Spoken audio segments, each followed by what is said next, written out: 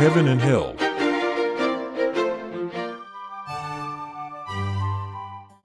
Reading this book carefully, one realizes that its structure corresponds to a true judgment process. In the first part, we have the explanation of the facts that motivated it and the judicious, always calm, assessment of its various aspects, with due emphasis on cases of violation of the law. In the second part, the testimony of the witnesses. Each of them is characterized by its position in the procedural context. And faced with the necessary confrontations, the judge pronounces his definitive sentence, at the same time energetic and touched with mercy. We are before a divine court.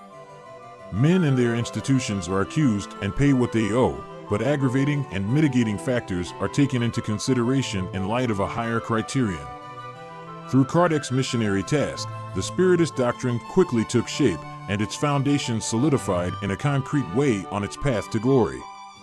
Especially with regard to its religious aspect, the new order that was already brightening the world at the time began with the preliminary one constituted by the Gospel according to Spiritism and continued with the following work. In the September 1865 edition, the Revista Espírita would publish, with satisfaction, in its bibliographic section, the news of the launch of the fourth book of the Spiritist Codification, Heaven and Hell. Only the Genesis was missing to complete the work of the codification of the third revelation. In fact, 2 chapters of Heaven and Hell were published in advance in the magazine, the chapter entitled On the Apprehension of Death, a Vigorous Piece of Accusation, in the January 1865 edition, and the chapter Where is Heaven, in the March issue of the same year.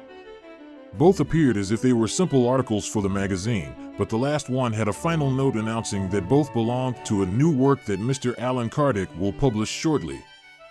In September, the work was already announced as for sale. Kardec declares that, being unable to praise or criticize it, the magazine limited itself to publishing a summary of its preface, revealing its content. The previously published chapters appear, the first with the same title as it came out, and the second, with the title reduced to Osu. The coup de grace had been given to the dogmas in force until then, produced by undeniable religious syncretism with which it had been possible to penetrate the impure mass of the world and leaven it at the cost of enormous sacrifices. Kardec reaffirms the scientific character of Spiritism as a science of observation. The new doctrine faces the problem of future punishments and rewards in the light of history, establishing comparisons between the idealizations of heaven and hell in previous religions and in Christian religions, revealing the roots historical, anthropological, sociological, and psychological aspects of these idealizations in the formulation of Christian dogmas. The comparison of pagan hell with Christian hell is one of the most effective works of comparative mythology known. Christian mythology turns out to be coarser and crueler than pagan mythology. That would be enough to justify the Renaissance. Humanity's plunge into the medieval cesspool took human nature to a historical setback only comparable to that of Nazi fascism seen in our time.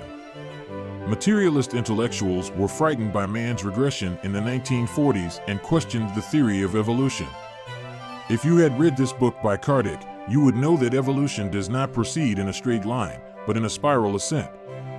We see that, in this book, Kardec has a lot to teach, not only to Spiritists, but also to the luminaries of neo-pagan intelligence who waste their time fighting Spiritism, as the Greeks and Romans uselessly fought Christianity. The Spiritist process develops in line with the Christian process. The conversion of the world has not yet been completed. It is up to Spiritism to give it the final coat as a natural, historical, and prophetic development of Christianity in our days. The reading and systematic study of this book is necessary for Spiritists and non-Spiritists, for all who really want to understand the meaning of human life on earth. Even among Spiritists, this book is almost unknown. Most of those who know it may never have really known its true meaning. Kardec gives us in his pages an overview of the moral and spiritual evolution of earthly humanity up to our days. But at the same time, it establishes the coordinates of future evolution. The penalties and rewards after death leave the dark plane of superstitions and dogmatic mysticism to the living light of rational analysis and scientific research. It is clear that this research cannot follow the method of measurement sciences, as its objective is not material, but strictly follows the requirements of the modern and contemporary scientific spirit.